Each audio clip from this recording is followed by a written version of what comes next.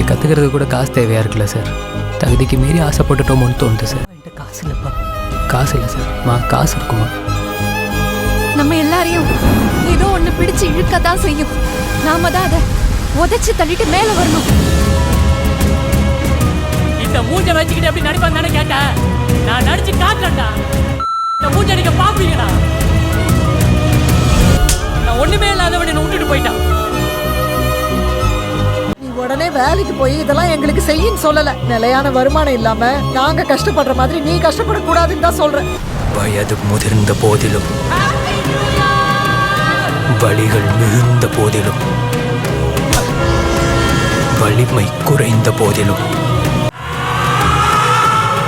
வீரன் வாழ்த்தரிப்பதை நிறுத்துவதில்லை.